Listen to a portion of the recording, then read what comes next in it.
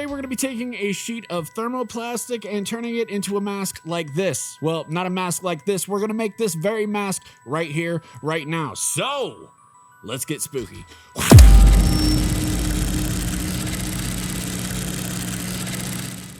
Greetings, everyone. My name is Nightshade. This is the Night Shift, a home for all things spooky, and today we're going to be doing a little mask making project. So I've been getting into the Vaccuform process, and it's been a lot of fun. Like, I've had a blast. I've had so much fun making Vaccuform masks, thermoplastic masks, whatever you want to call them. I've been having a lot of fun with that. Now, there's a couple factors into why I wanted to make a plastic mask, a Vaccuform mask. First things first is the weight. These things are light as hell and very comfortable to the face. My urethane masks are very heavy, and you know, after wearing them for so long, you start to feel it. Like, I didn't think I would, but I definitely do. I've been sweating my ass off in this fucking thing, dude. This is urethane rubber. It is thick as fuck. It doesn't really move, and it just... You hear that thud? Jesus Christ. Michael Myers slippers. Fuck what you heard. So I wanted to make something a little bit more lightweight and something that I'm more willing to experiment with as far as looks. Like, I very much have a tendency to get bored with a look, and I was feeling bored, but I didn't want to make a whole entire new urethane mask. I just wanted something quick, simple, get a different look here on the channel. Another reason I wanted to work with Vaccuform masks is because I wanted to have a few masks at home that I could fuck around with, and if I wanted to make a video, I could. Like, if I wanted to film something in my backyard, I could, because, you know, I only have 2 masks here generally, and I don't really have anything at home. And the green one that I had at home, I accidentally annihilated it the day that I made my my 5,000 subscriber video. I destroyed that thing that very night.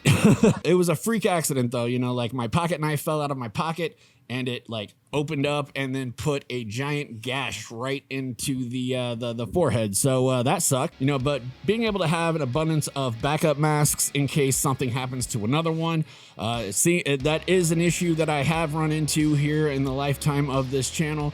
And yeah, I wanted to be able to have backups on backups on backups without breaking the bank. And I've had a Vaccuformer here for quite some time. I've actually had it for about 2 years now, give or take. And every time I tried to make a mask, it just didn't work out quite right. But thankfully, there are different people within the mask community that I reached out to, and they were more than willing to help. One of the people that I reached out to was Joshua Everett.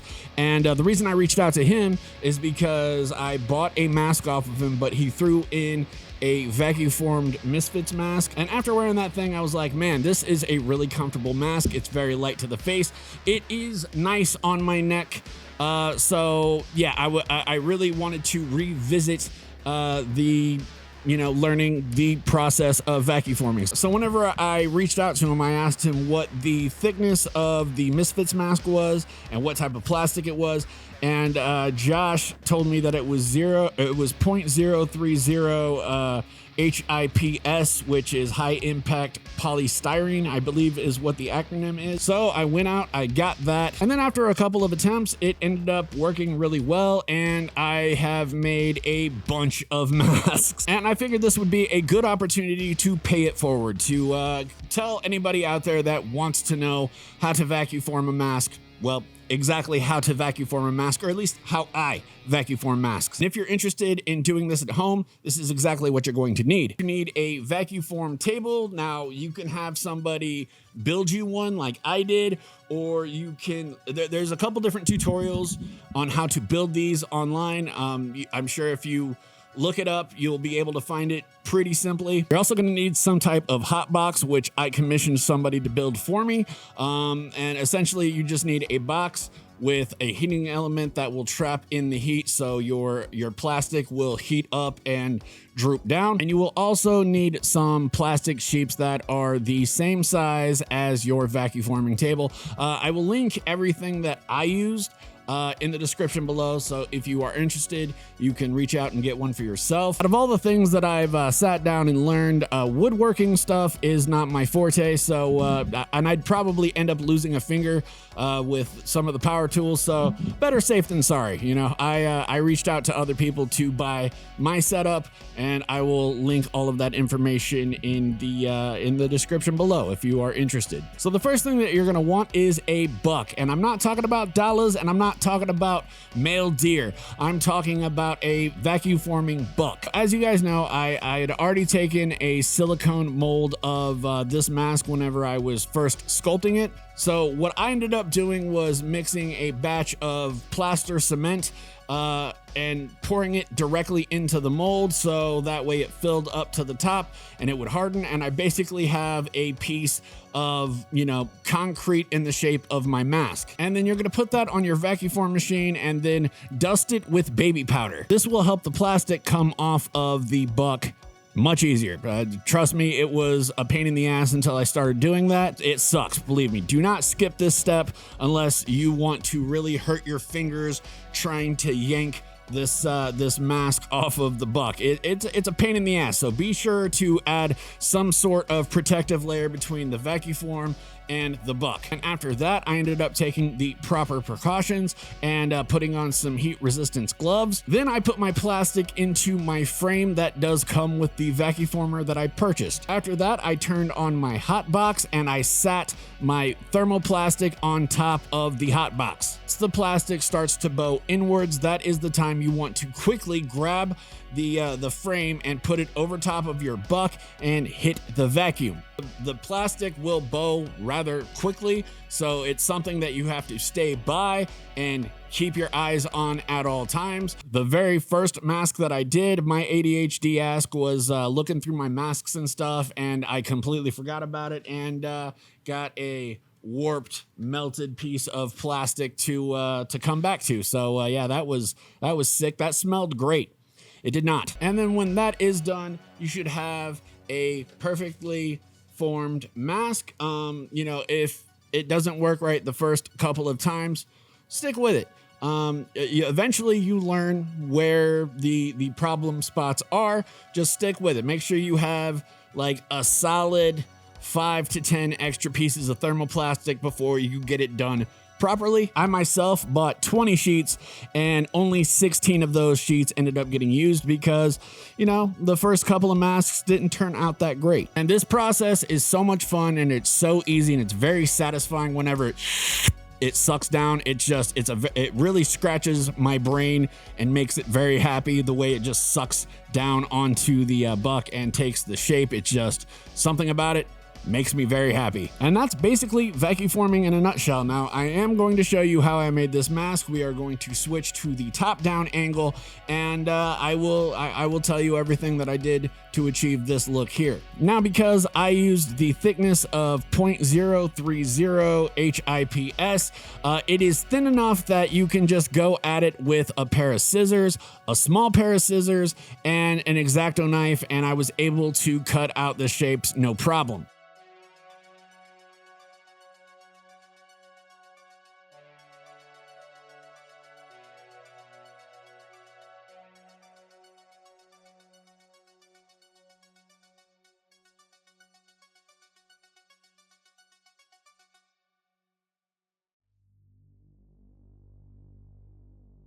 So after I've got everything cut out, I'm going to use my face paint that I use, which is called Snazzaroo. This stuff is absolutely awesome. It is a water activated face paint, so it comes in like this powdery puck that is in this plastic, and you can just rub your finger on it, and then I'm going to use it to dirty up the mask. After that, I hit it with a bit of clear coat to keep in those details. However, whenever you apply the clear coat, don't have the nozzle too close to the mask. It did end up washing out some of the detail in my mask, but that's okay. This mask is going to weather naturally as the progression of me wearing this goes on. After that, it's time to start painting this thing, and I'm only using two colors. I'm using black and red Testors. This stuff kind of goes on like nail polish, and I like the way that it looks. I was actually very inspired inspired by Joey Jordison's Volume 3 mask. I liked the gloss black with the red around the edges, so I was going to do something like that. So the first thing I did was paint on the black, and then I let it dry.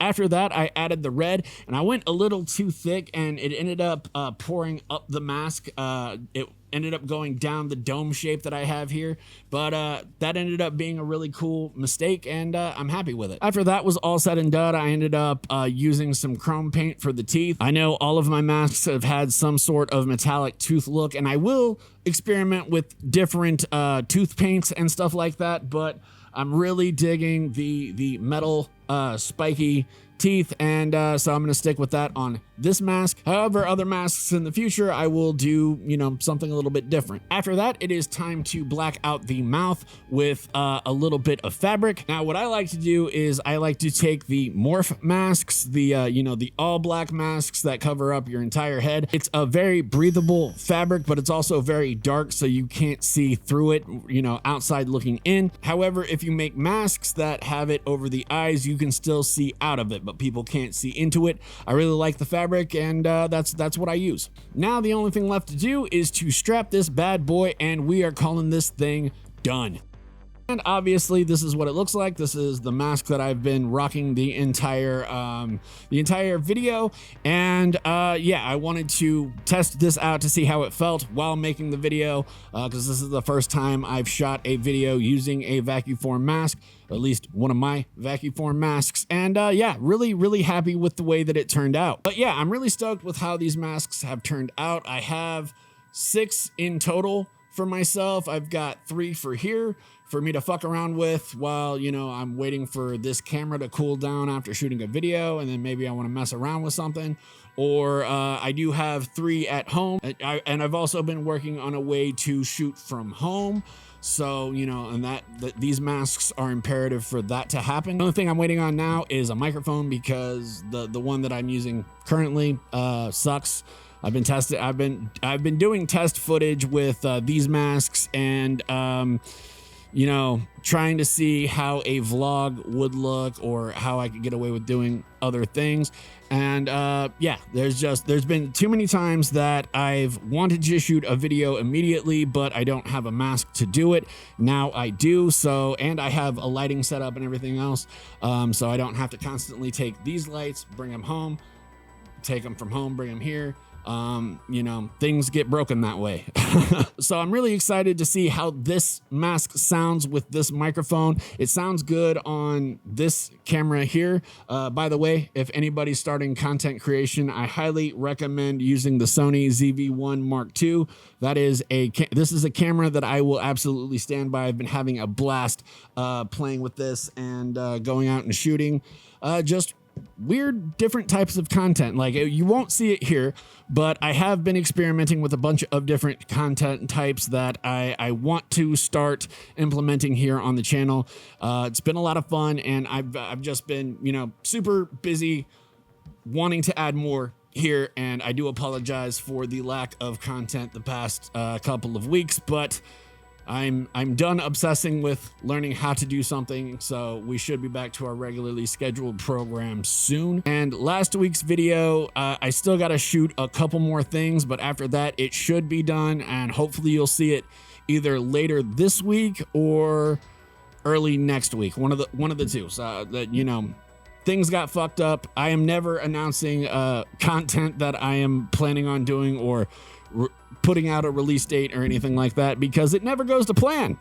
Surprise, surprise.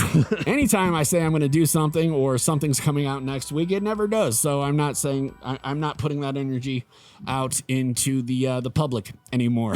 But yeah, I'm super stoked. I have a bunch of different versions of this mask. You will see a bunch of different paint jobs. I've got one that is currently drying just behind the camera, and it is probably my favorite version of any of these masks. I've also got what I'm referring to as the lazy version of the mask, where I've got the eyes meshed out. It's not really lazy. It's just, you know, I don't have contact lenses and stuff like that at my house. So if you see me without my eyes, it's because I'm at home or out in public. Also, you know, I have a couple of the lazy versions here because sometimes I just don't feel like putting stuff in my eyeballs. You know what I mean? Like I've literally skipped doing a video simply because I didn't want to get all dolled up. You know, like I would have shot the video had I just had a meshed out eye look, but I didn't at the time, but now I do. So yeah, I'm really excited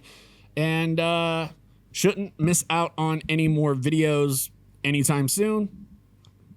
Fingers crossed. All right, so that is just about going to do it for me. If you like the video, let me know by leaving me a like. Comment down below what you would like to see on the channel next. I will do my best to accommodate, I really will. And until next time, my name is Nightshade. This has been The Night Shift, and I will see you in the next video. Stay spooky, my friends.